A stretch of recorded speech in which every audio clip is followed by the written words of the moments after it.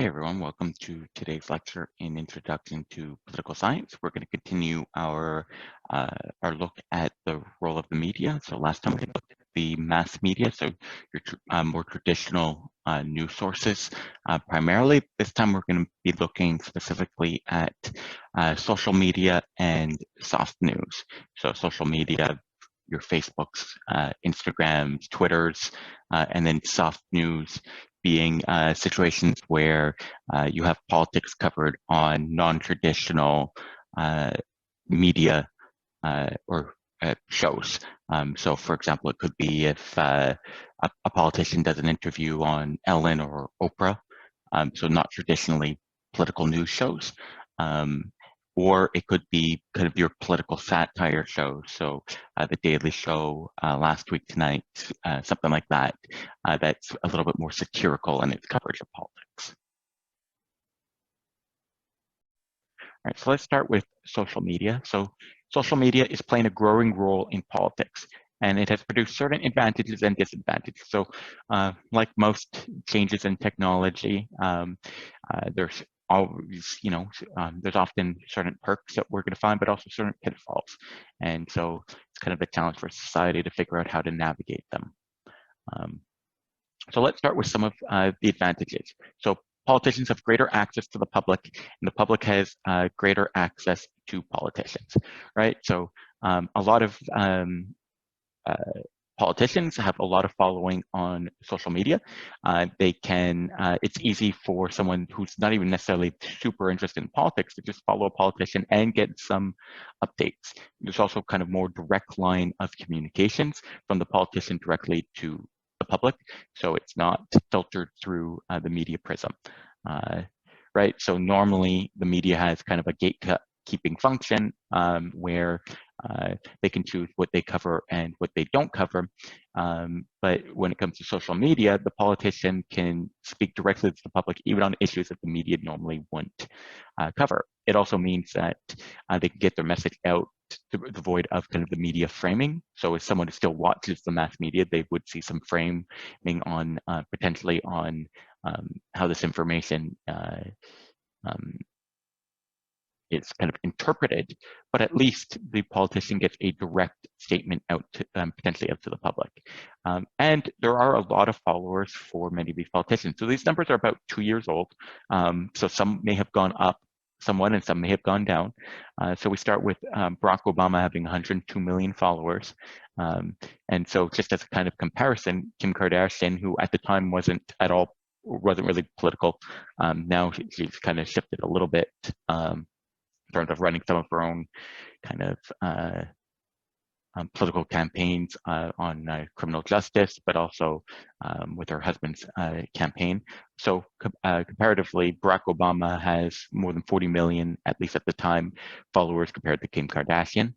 Donald Trump's numbers would have gone up quite considerably in the last couple of years, but at the time he was at 54.5 million. Hillary Clinton at 23.4, Justin Trudeau at 4.3, Chrystia Freeland, her numbers certainly would have gone up with COVID and her promotion, and just during COVID being on TV a lot more, but Chrystia Freeland at the time was at 104,000. So your normal cabinet minister, you're not thinking when they put out a press release, from their department, say you're at Foreign Affairs and you're putting out a press statement, it's not usually going to be seen by 104,000 people, but she had 104,000 followers. And then Foreign Policy Canada's account, so just the government agencies, account had 94.2 thousand. So again, these numbers are a couple of years old. Some would have probably gone up drastically. Some may have gone down somewhat. But it's to show that many of these politicians have a sizable direct reach right through their social media. And so that is an advantage in terms of the possibility of direct communication. Also potentially even of, if you follow someone and you can tweet at them, say on Twitter. And so these would have been Twitter followers. You could tweet right at them and potentially get a response or get a response from someone in their circle. So some disadvantages. So if we're taking Twitter, which is kind of the dominant social media site for politicians communicating directly with people, messages restricted to at a time 140 and now 280 characters can be misleading, right? So if you're dealing with a complex issue and you're restricted to quite a few characters, you're either going to have a long chain of tweets, or you're going to have to simplify the issue dramatically. And so that can lead to misleading statements. Source of information is often uncertain. In certain cases, it could be directly on the tweet, right? It's from the, say, president's account or prime minister's account, but we don't actually know if it was a president or prime minister who wrote it. It could have been a staffer. But more, in this case, source of information is often uncertain, is that some politicians have gotten in trouble for retweeting messages from hate groups, right? So they're going through the internet and they see a tweet that is supporting of their policies or putting out a message that they're sympathetic with. They see the message. They don't necessarily look at the source. Who is the source who's saying it? Is the information accurate? But also more so is, what are the other views that you're putting out? Because in many eyes, retweeting is also kind of a tacit, not just support for the message, but also for the messenger or for the source. And so if you're retweeting, for example, a message from a white supremacist, this could be, and this, has happened several times, this can cause public relations kind of nightmares. Unplanned and heat of the moment messages. One of the advantages of kind of press releases, press statements, press conferences is that you get a little bit more time to plan out your messaging. Whereas when you're, on Twitter, all you need to do is, if you're really angry, all you need to do is pick up your phone, type out the tweet, and hit send. And politicians, just like any of us, can sometimes get upset and put out messages that they may later regret. I'm sure many of you who use social media may have posted something, or even not necessarily social media. Maybe some of you in the past have sent a text message that after sending in the heat of the moment, once you kind of reflect on it, you may have regretted.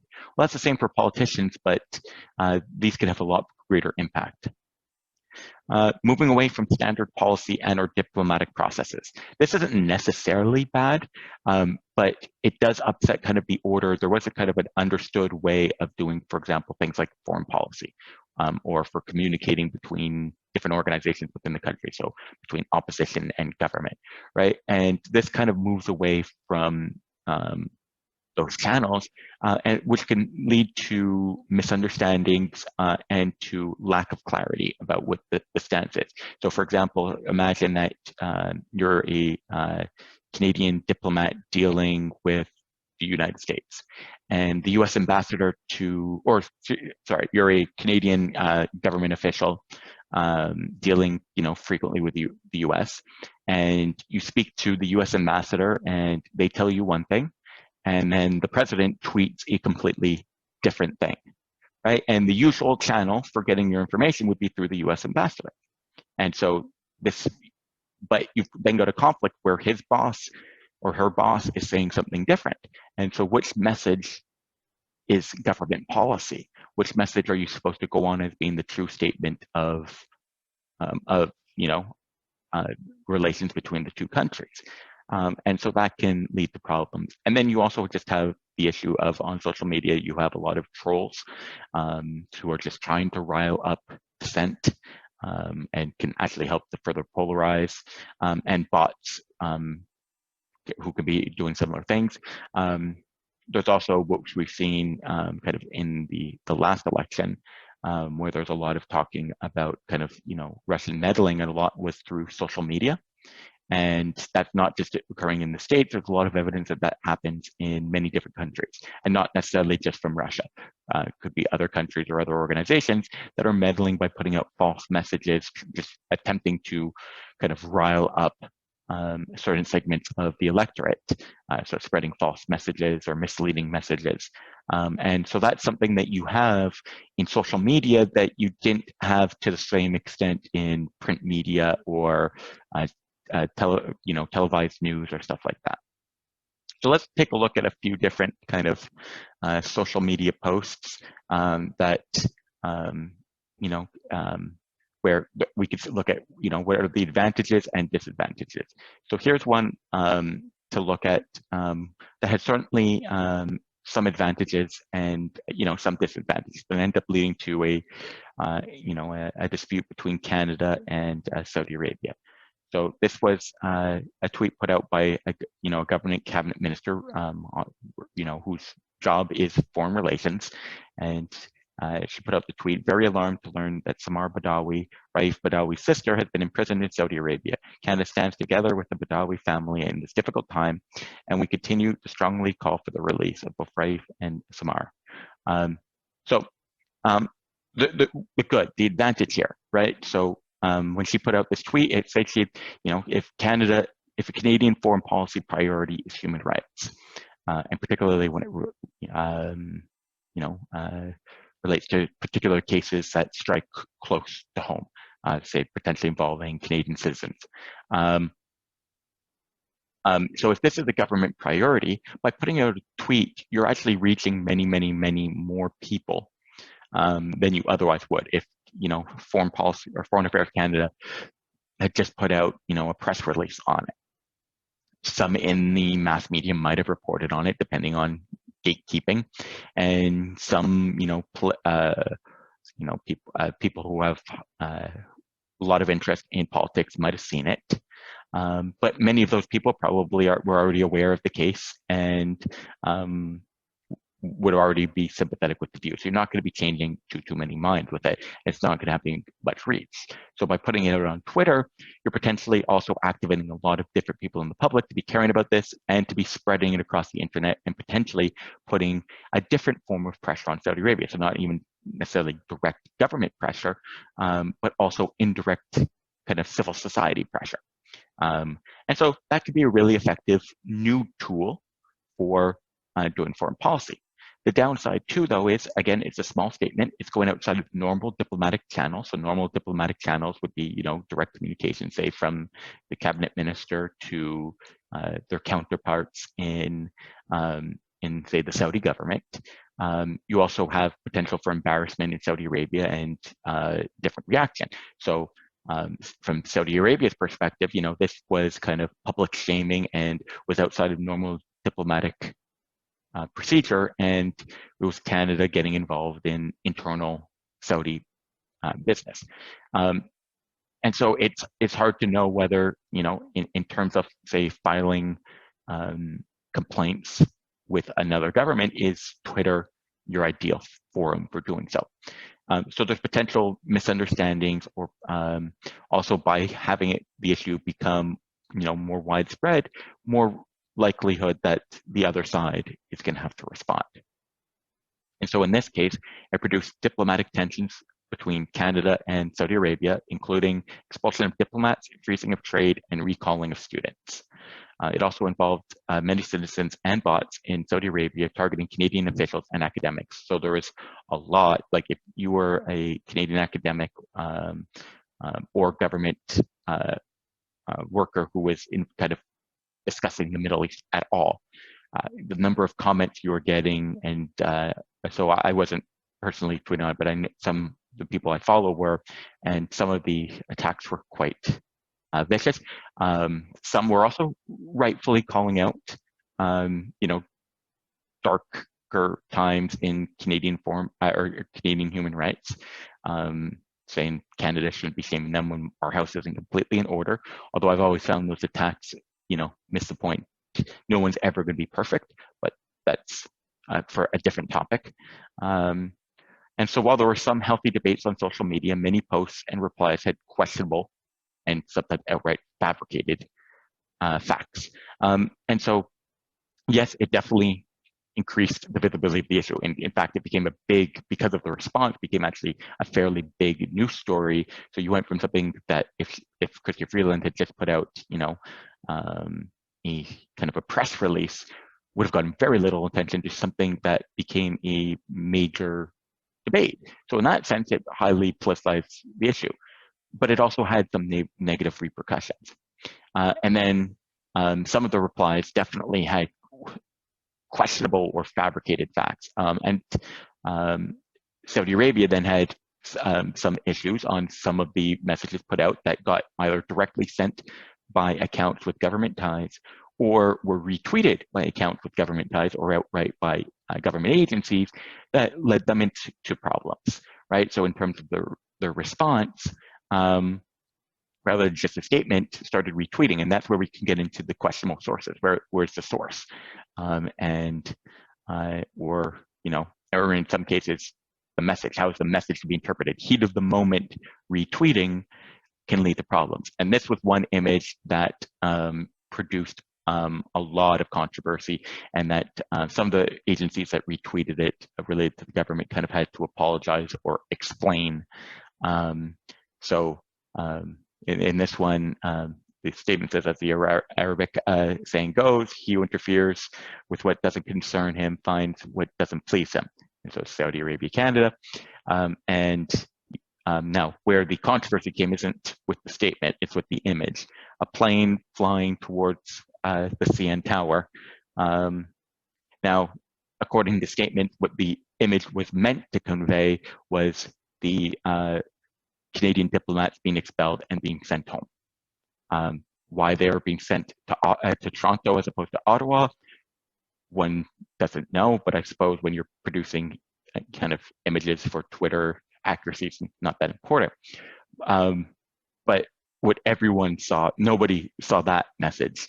What everyone saw was a plane flying towards a building, or in this case, a tower, in a major city. And the imagery was very reminiscent of 9/11. And so this image was interpreted as a threat. And when you have government agencies or those tied to government agencies retweeting it or posting it, that was a problem. And so there's debate kind of on both sides about were there advantages and disadvantages in a lot of the in how social media helped advance political goals. The next we're going to look at some tweets from Donald Trump. This isn't to attack or support Donald Trump. Most of the tweets we're going to, or all the tweets I'm going to show, are ones that potentially one would call into question as perhaps not being wise. This isn't to call out Donald Trump as good or bad. It's more, the reason I've chosen Donald Trump tweets is that he's kind of one of the first, at least major politicians, to not just use Twitter a lot, but also to be using Twitter for not just like kind of communications or advertising, but even making policy, right? Where even the courts have found that, Twitter for Donald Trump is a policy announcing venue or site, as opposed to kind of your normal routes where policy is announced. He makes policy announcements through Twitter. And so it's when it took Twitter to a step further, social media to a step further than other politicians. So here we have, one directed at Iran: never ever threaten the United States again, or you'll suffer consequences the likes of which few throughout history have ever suffered before. We are no longer a country that will stand for your demented words of violence and death. Be cautious. So other than the constant caps lock of yelling, I guess it's conveying anger quite effectively. And it's definitely a clear message of displeasure, right? But first, in terms of communicating effectively your policy stance to another country, is this the language and venue that is the most conducive to having clear communications and avoiding escalations? It's unclear that social media would be the ideal venue for doing so. Moreover, kind of the language use here, and this is perhaps, another leader may be able to do this more effectively, but the language use here doesn't give the sense of kind of a coherent, thought out policy.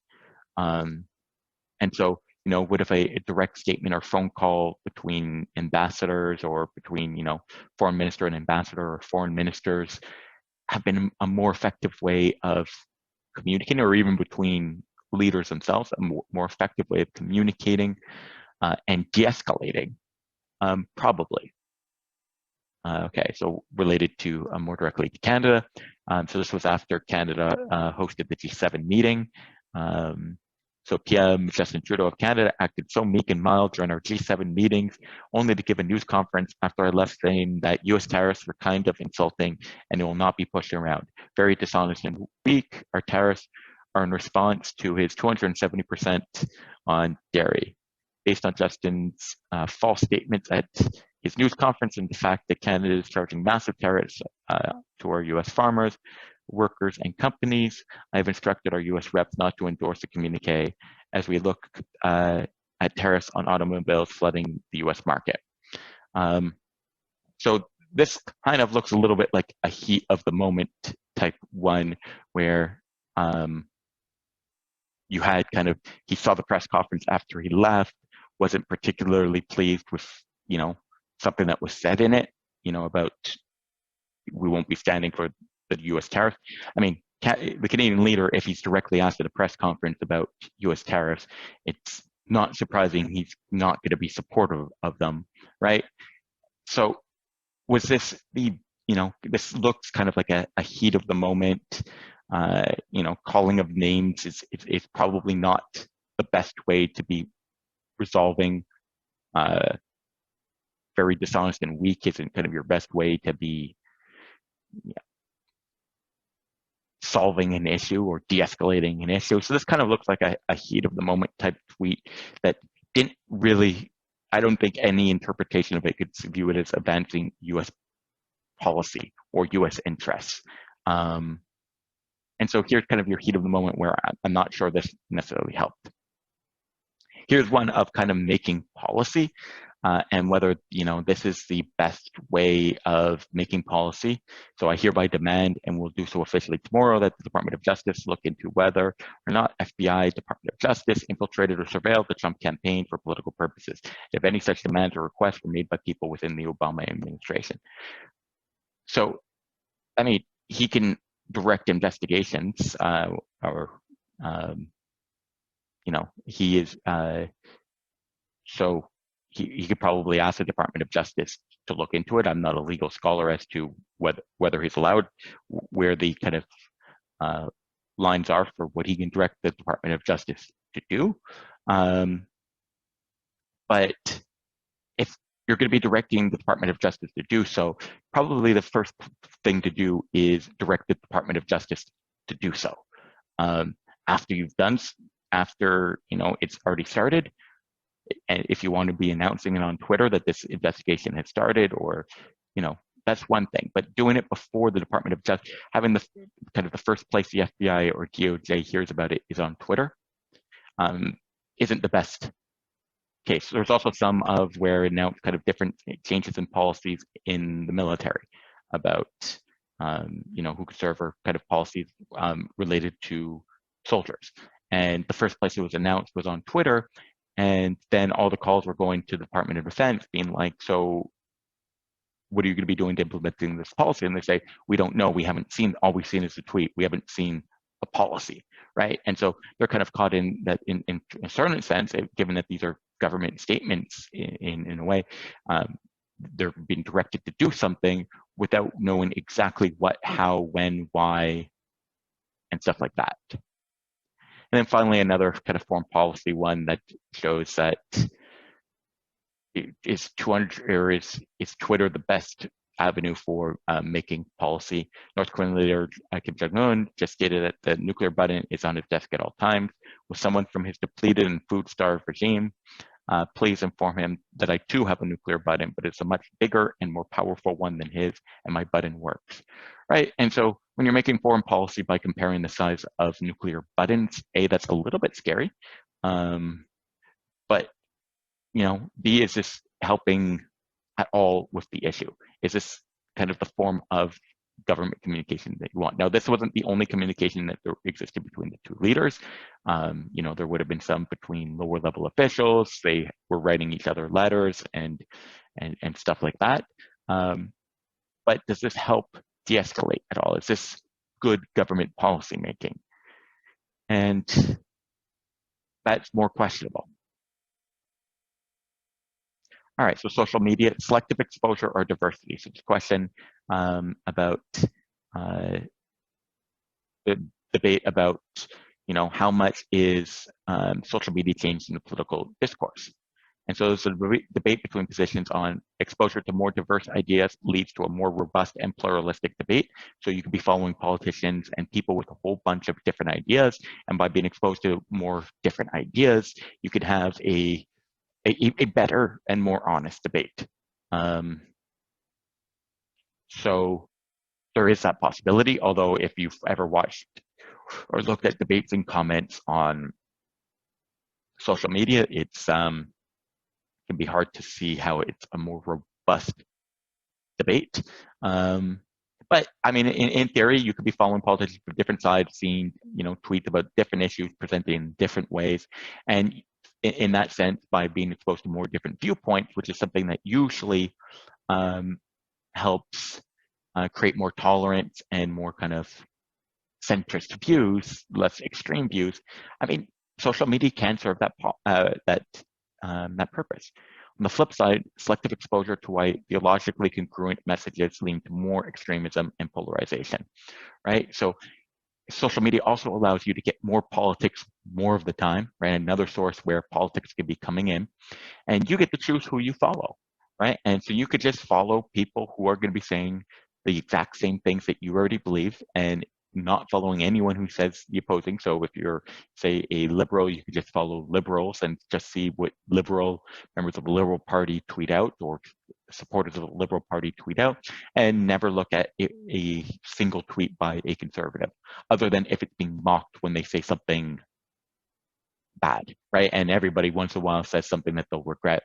So in every party, there could be tweets that a member of the party, that can get retweeted to show, hey, look how terrible they are, right? So all you could be exposed to is retweets of things that the other side said that they probably regret, and good things that your side says, and really actually end up with more extreme and polarized views. So we're going to look a little bit at kind of the study that you were reading about. So go a little bit in detail on it, because I know it was a little bit more complicated of an article. So possible hypotheses. So polarization exists for political issues, but not for other current events and issues, right? So we are polarized in terms of so if you're a liberal, you only follow liberal politicians. But when it comes to celebrities or friends or athletes or stuff like that, when it's on non-political things like movies, you just follow anybody. You don't even care what their political leaning is. You don't look at their political leaning. You follow them because you're a fan, for example, or you follow your friends because you're friends. And so when you're looking at kind of non-political issues, you just you follow anyone. It's just polarization in messaging and opinion when it comes to political issues. Another possible hypothesis, due to psychological need to maintain our identities and reduce cognitive dissonance, both liberals and conservatives are equally likely to select information that confirms their worldview, right? So everybody wants to maintain their identity and avoid kind of unpleasant thoughts. And so you could say that members of both political kind of everybody on the ideological spectrum, on both sides of the ideological spectrum, are more likely to have selective exposure to views that already fit with their own. And a third hypothesis, due to their psychological need to reduce uncertainty, threat, and social disorder, conservatives would be more likely to select information that confirms their worldview. So liberals may still have selective exposure, but conservative, because they have a greater need to avoid uncertainty, threat, or social disorder, are the ones who would be more likely for selective exposure. So just kind of a statement on kind of how they went about measuring this. It's not too important for your purposes, but it's kind of when we get getting into social media, a lot of our usual measures are a little bit more problematic, because in particular for Twitter, many Twitter users don't identify their ideology on their profiles. So it could be difficult to measure selective exposure with social media, right? So not everybody writes that, I'm a liberal, I'm a conservative, I'm a Republican, I'm a Democrat, I'm an NDP voter, I'm a conservative voter, I'm a bloc voter, right? So what they used was a model that assumes that if individuals are embedded in networks that are homogenous with regards to demographic and behavioral characteristics, then their connections can be interpreted as indications of similarity. There's reason to believe that social networks are indeed homophilous when it comes to political ideology, right? So people who are likely to be in networks of people who think like them. So if you look at their network, you can figure out kind of where they stand. And so we can get an idea of kind of the views of the person by looking at their network, right? So here's kind of a graph for showing that, so citizens with liberal opinions kind of on the right axis, and ideology of medium Twitter user. And so it's kind of showing that these actually go along, right? So using their method actually seems to fit with kind of the statewide data, right? So if we look at kind of user method for predicting Twitter users, we end up with numbers that pretty much correlate with the percentage of citizens who hold liberal opinions based on kind of public opinion surveys and stuff like that. So it seems to be that their method seems to work.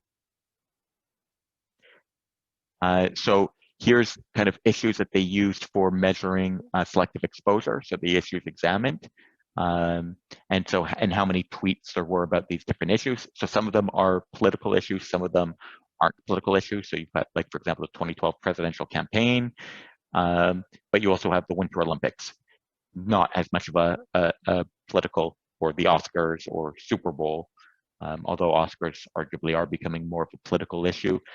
At the time, it would have been less so. And even now, I think most people would still say that's an entertainment, not a political issue. So we'll kind of look at tweet collections in 12 different categories. And so they used 3 different ways of measuring polarization: the percentage of retweets that took place among individuals who were ideologically similar, the degree of ideological homogeneity in communities of users detected in the retweet network, and the average ideological extremity of the content that was spread via retweets. And we'll look at some of those. And I think looking kind of at the graph will make it more apparent. So let's just go right over to the graph, and I think that will help potentially understand a little more what they're doing.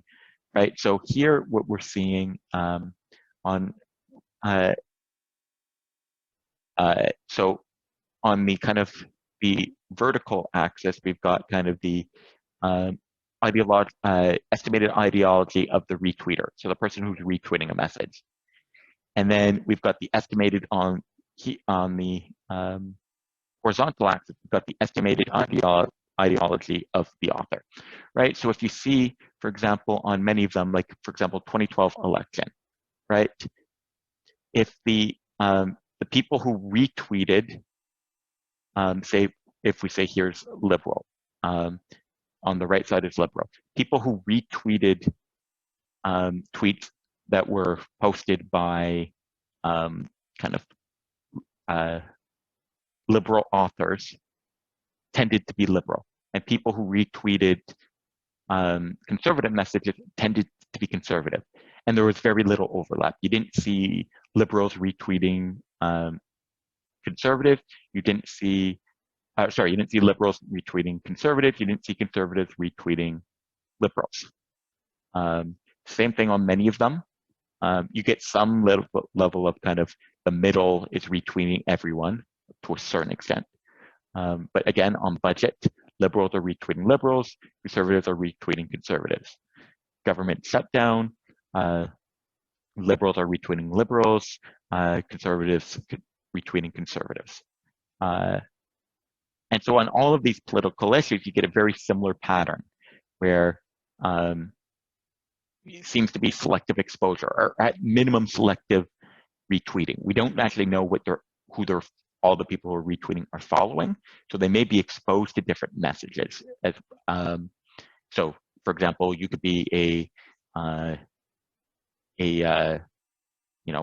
Republican in the U.S. and follow Barack Obama or Joe Biden. You could be a Democrat in the U.S. and follow Donald Trump, right? But this is showing retweeting, at least the message that you're spreading to your network. And you're much more likely to spread a message if it comes from somebody you agree with than somebody you disagree with. And so there does seem to be some polarization or selective exposure when it comes to political issues. Now let's look at non-political issues. So the Boston Marathon bombing, the Newton shooting, 2014 Oscars, Super Bowl, Syria, and Winter Olympics. So on some of them, for example, the Super Bowl, which is clearly almost completely non-political, the Winter Olympics, almost completely non-political, right? Politics doesn't seem to really come into it. It does. If you're liberal, you're perfectly fine retweeting someone who's conservative. If you're conservative, you're perfectly fine retweeting someone who's liberal. There's the slightly more political, and same thing with the 2014 Oscars. So the three issues that are slightly more political of them, so the Boston Marathon bombing, the Newton shooting, and Syria, have elements where you do see more kind of cross-ideological retweeting, but you do have also some element of more polarization or more selective exposure. So it's a little bit of a mix. You're more likely than on other political issues to retweet cross-ideologically, but there is still some selective exposure.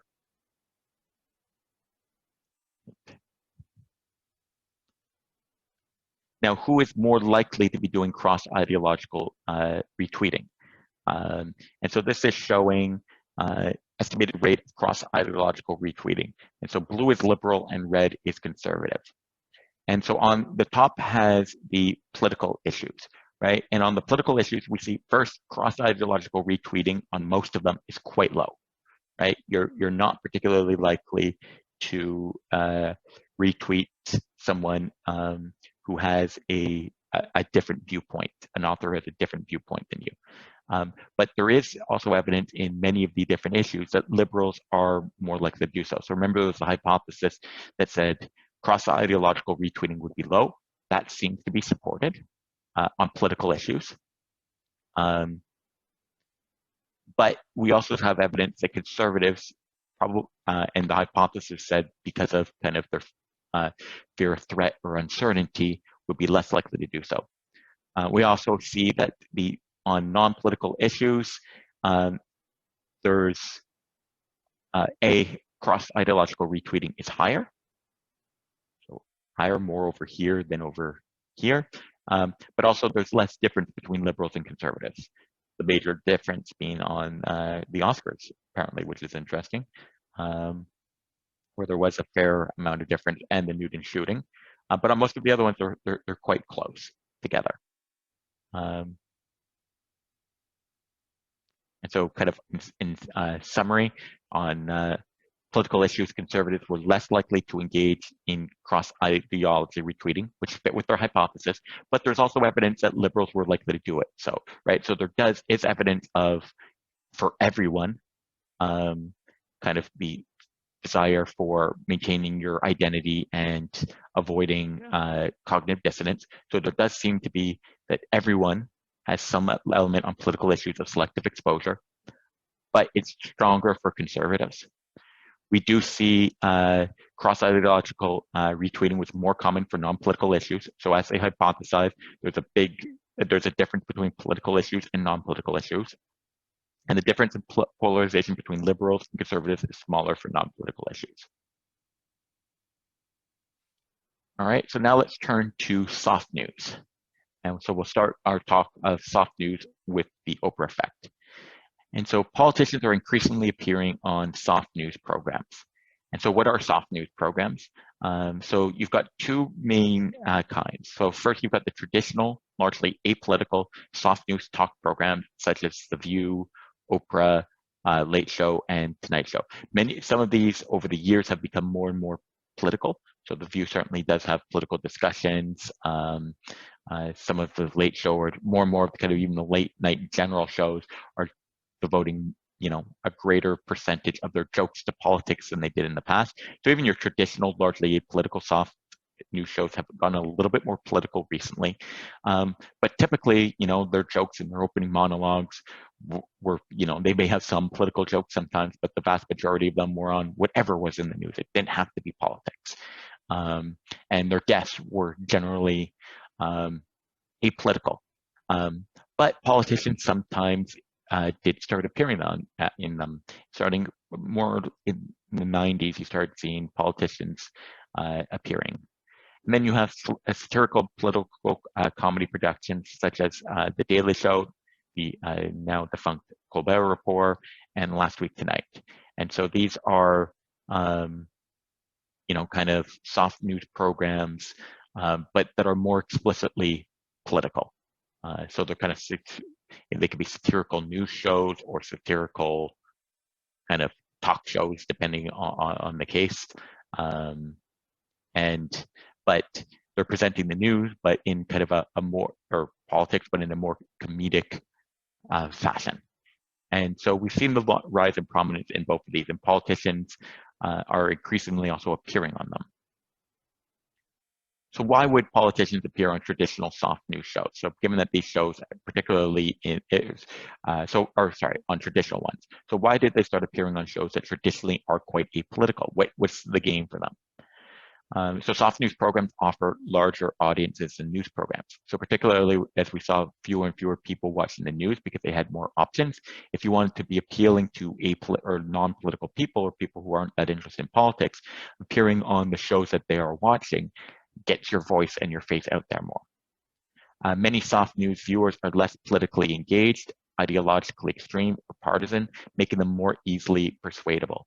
Right, so you're going on shows where many of the viewers don't care as much about politics, right? So they don't hold extreme views. People who hold extreme views are very hard to persuade to change their views. People who don't hold strong views can much more easily be persuaded to change their positions. And so it's kind of a fertile ground of people who are potentially persuadable and who otherwise, if may not show up, and you could potentially persuade them to show up for your side.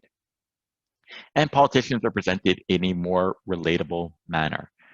So you can have, for example, Bill Clinton appearing on a soft news show playing his saxophone, right? When they appear on other news shows, all the questions they're typically getting are about politics, right? When they're appearing on a soft news show, they we'll probably get some political questions, but they're probably going to get some, just very humanizing questions. How's your family doing? What's it like adjusting to living in, a life, kind of always in the spotlight. And so they can come across more human than just as kind of politicians. And so that can be really advantageous, particularly for a politician who's having a likability issue. If they can go out on a soft news show and really come across as being very human, right? Very approachable, very likable, it can turn around some of their polling numbers. So the Oprah effect, so it's kind of the soft news effect of appearing on traditional political shows, was referred to as the Oprah effect due to kind of her centrality in traditional soft news. Was originally viewed as the influence of consuming soft news political content on vote choice. So originally the question was, does it affect kind of vote turnout and choice? But actually more recent research has suggested that there may be 4 components to how soft news, traditional soft news, can have an impact. And so it may be attention to politics, knowledge about politics, political attitudes, and political behavior. And we'll look at each of them kind of in turn. So first, in terms of attention, basic of attentiveness to political information is arguably the lowest threshold of learning of the 4 effects, right? So just having a little bit of attention to politics, isn't a terribly big threshold. But it is required if you want to have knowledge, understanding, and in all likelihood, action. You have to have people paying attention. So it's an important element for learning. So evidence from a variety of public opinion surveys suggesting that politically unengaged individuals who consume soft news are more attentive to major political events than their counterparts who do not consume soft news. Conversely, consuming soft news does not influence highly politically engaged individuals. So if you have, for example, politicians or people kind of seeing the political discussions on soft news programs or seeing politicians appear on them, they become more politically attentive than the people who aren't watching those soft news programs, if among the unengaged. So for example, say you have somebody who spends their time watching a soft news, so late night kind of comedy, late night talk shows, as opposed to somebody who watches sports. And both the viewers are politically unengaged. The one watching the soft news program is more likely to become politically engaged or politically attentive than the person watching, say, the sports programming. And the reason for doing so, why is it, if you still don't care about politics, why would you start caring or paying attention? Well, it makes it more interesting and entertaining, right? You're not getting kind of the heavy dose of kind of news, the drier elements that you might be getting, say, on CNN of the political issues. You're getting it presented in a more digestible, fun, interesting way. You're getting a more humanized view of the politician. And you're like, oh, I like this person. Let's pay attention to what they're talking about, type thing, as opposed to necessarily, switching over to massively caring about the issues or the minutia. It doesn't affect the politically engaged individuals because politically engaged people are already paying attention, but also soft news isn't necessarily presenting politics in a way that would be as interesting to them. They care about, say, the policy positions and stuff like that. They don't necessarily care about, does the politician play a musical instrument? That's more on the kind of the lifestyle side, not the politics side, and they already care about the politics side. So political satire shows target politically attentive viewers. Traditional soft news shows target less politically attentive viewers, right? So they have different targets to two different types of soft news programs. Political satire ones aren't going to be as big on attention because they're already targeting the politically attentive viewers who are already paying attention, right? It just gives them a different way, maybe a more fun way of watching the news. Traditional soft news programs then would play the bigger role probably in terms of attention because they're targeting less politically attentive viewers. Knowledge. Television allows individuals to learn passively, even if they're neither interested in a topic nor motivated to learn about it. This is possible because individuals are more likely to accept information presented in a non-conflictual manner. So rather than a debate between two different sides, if you just have kind of a political show, talking about politics where they're presenting, say, one side, but it's not an active hostile debate, or they're just discussing an issue without it being kind of the back and forth that you would see kind of on more mainstream political shows. So people are, if it's just hearing about it, they don't necessarily care about it, but if part of the soft news show, if part of, the late show is talking about a political issue in between jokes about other things, even if the person doesn't particularly care about politics, they're listening to the show. And so some of the information is going to be coming in.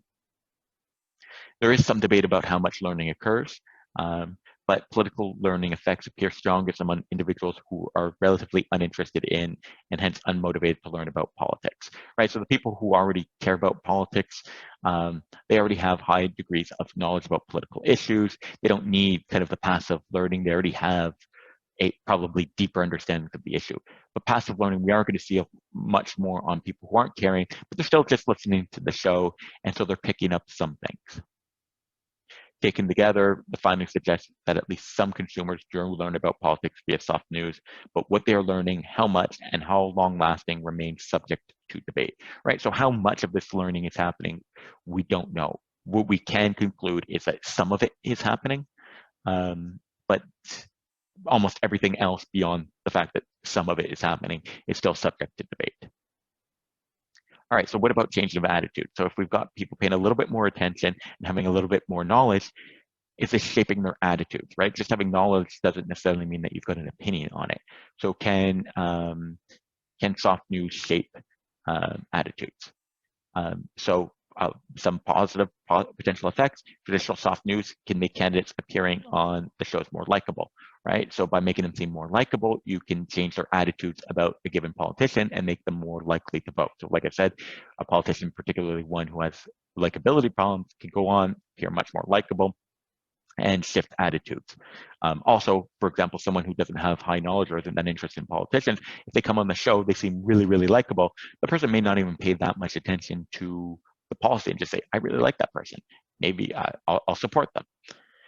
Satirical comedy shows it can enhance critical thinking and thought complexity, right? So they're presenting usually a more challenging perspective on different politics.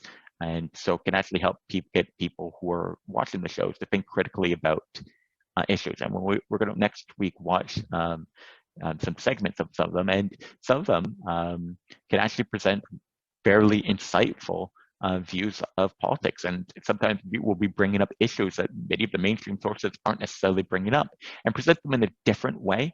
And often because of satire, challenging some things that you may have held and then kind of showing the ridiculousness of them. And so it can actually help increase critical thinking and thought complexity. Negative effects. So traditional soft news can enhance support for isolationism and cynicism. So it can make people more cynical about politics. And this is particularly going to be the case for satirical comedy. Soft news can lower assessments of all candidates, increase cynicism about the political process and media, right? Because political satire shows will typically make fun of almost anybody and show the ridiculousness of so many different things. It can lead viewers to kind of think that the entire political process is a joke, right? And it doesn't really matter who you choose. They're going to be doing dumb things, whether you choose, liberal, conservative, NDP, Bloc. If they're all going to be doing dumb things, saying dumb things, it doesn't really matter who you choose. And is the political, or is getting engaged in the political process really worthwhile? And finally, behavior. And behavior at the end of the day is probably, changes in behavior probably require changes in attention, knowledge, and attitudes. But behavior at the end of the day is the big one that we care about. All those other ones may need to change, but if all those other ones change and behavior doesn't change too, so you have updates even of attitudes, but more people don't show up to vote as a result of those changes in attitudes, then soft news isn't that useful politically, from at least kind of the perspective of political campaigns. And the big reason a politician usually comes on the show is to try to help them get more vote. If it's not going to swing any of the voting, then it doesn't really matter. So this is the main place that scholars will be looking.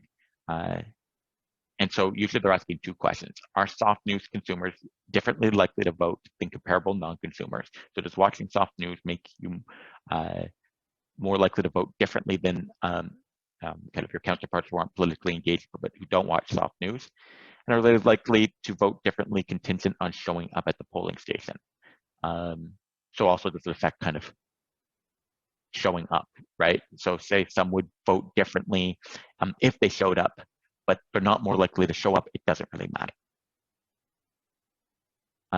So negative effects. So there's kind of two different kind of arguments. So you've got the selective exposure argument.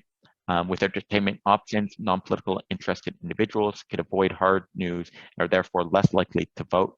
Conversely, very politically interested individuals can consume more news and more likely to vote.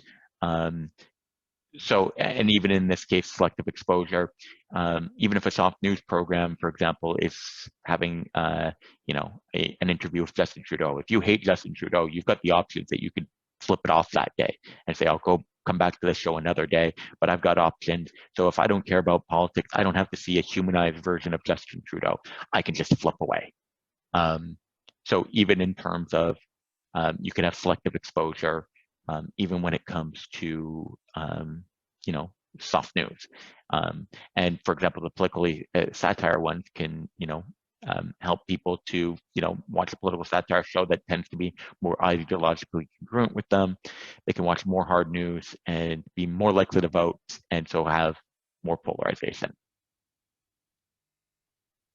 Positive effect. So political comedy shows increase attendance at campaign events and other political actions.